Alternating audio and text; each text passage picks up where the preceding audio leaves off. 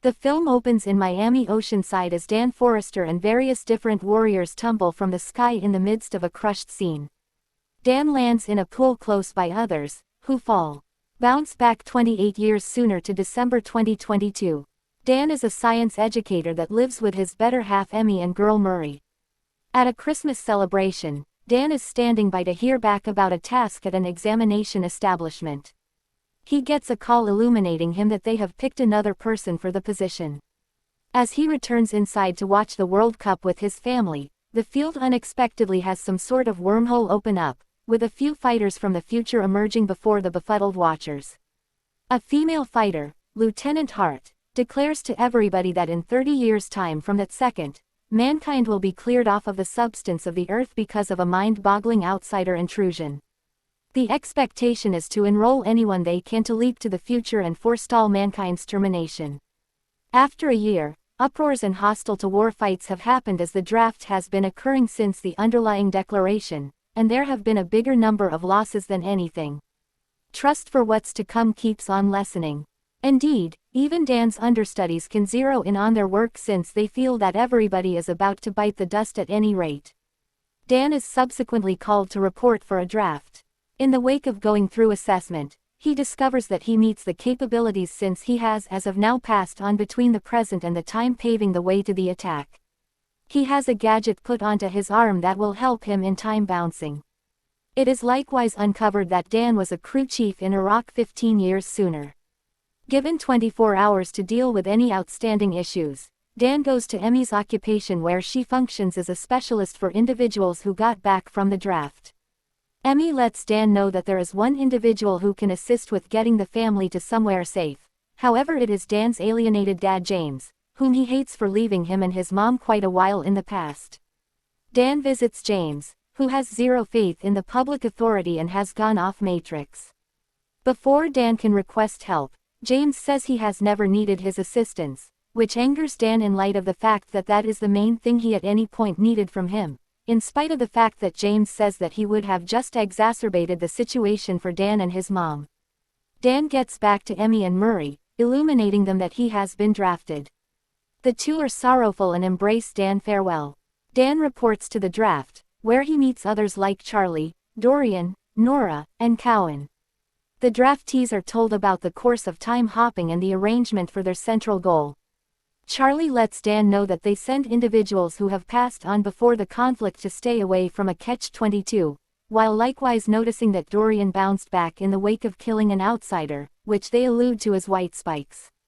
With practically no chance to set up, the draftees are made aware of pass through the jump link into the future where they will wind up on Miami Oceanside.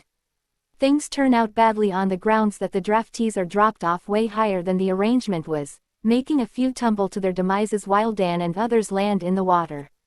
Subsequent to getting out, Dan reports to Romeo Order, the colonel, who illuminates the group that the military has given a sweeping siege on the area to crash any living things. She advises the group to safeguard lab faculty before the bombs are dropped. The group pushes ahead into the office where they find the lab team dead, however they recuperate their exploration. Before long, the group encounters the white spikes, who are quick and destructive with whip-like tails. Dan and his team figure out how to kill some white spikes as they run, yet Cowan falls through a passage, and Dan endeavors to help him. The white spikes are shutting in, Sonora and Cowan stay behind to hold off however many as would be prudent. Not long before the tactical drops the bombs on the passage, killing Nora, Cowan, and the white spikes. The enduring draftees awaken at a camp in the Dominican Republic. Dan meets the colonel, who ends up being a grown-up Murray. She has some alienation toward Dan for proceeding with the draft. She lets Dan know that her group has found a female white spike whose physiology might be key in bringing down the remainder of the hive. The group runs over the cavern containing the female, however many male white spikes begin descending. Some gets destroyed by chopper edges while the warriors keep on fending them off. The group figures out how to confine the female, though with Dan almost compromising the mission to save Murray. She criticizes him and afterward uncovers to him that he passed on 7 years after the draft in a fender bender, and Murray saw his last minutes, this being all after he got back from the draft and became baffled and left his family, consequently her alienation toward him. The group takes the female back to an oil rig where the jump link is so they can create a poison from the female's blood that will clear out all the white spikes. Before long, a lot more outsiders invade the base and assault, prompting another savage fight.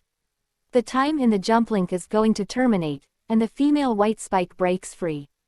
The female assaults and makes the extension breakdown with Murray on there. In spite of the fact that Dan attempts to save her, she gives up so she and the female can pass on while Dan and the enduring draftees return to their current year. After returning, Dan attempts frantically to return and endeavor to save Murray, yet it is useless as the jump link is currently disconnected, taking the leap back inconceivable. He has additionally figured out how to clutch the poison, as they couldn't pry it from his hands. Dan gets back. While conversing with Emmy, he tells her that he met Murray as a grown-up and worked with her. Emmy recommends that the outsiders didn't show up in 2048 when the attack started, however that they might have been there a whole lot sooner. Dan then, at that point, goes to a bar where he views as Dorian, who lets him know that he has terminal malignant growth. Dan gets some information about a white spike hook that he kept as a trinket, and they find debris on it that came from Russia. Dan gets some information about data in regards to volcanic debris, prompting every one of them finding that the white spikes have proactively been on Earth this entire time and were defrosted by an unnatural weather change. Dan, Charlie, and Dorian endeavor to find support from an administration higher up to permit them to take set for Russia, yet he denies them. Dan then, at that point, goes to James for help, and they, alongside different fighters, come to Russia and find the site of the frozen white spikes. It just so happens, the boat they came in on was not theirs, yet rather to an alternate animal groups that was conveying the white spikes as freight to take out different planets. They continue to infuse the poison into the white spikes, however the outsiders awaken and start to assault. After an extraordinary fight, Dorian penances himself to demolish the white spikes with a bomb. Sadly, the female white spike remains, and she pursues Dan and James. They endeavor to infuse her with the toxin, however she chomps her arm off to keep it from spreading. In the wake of beating it further, Dan pushes the poison into the female's throat and thumps her off a precipice where she splatters, authoritatively finishing all the white spikes for good.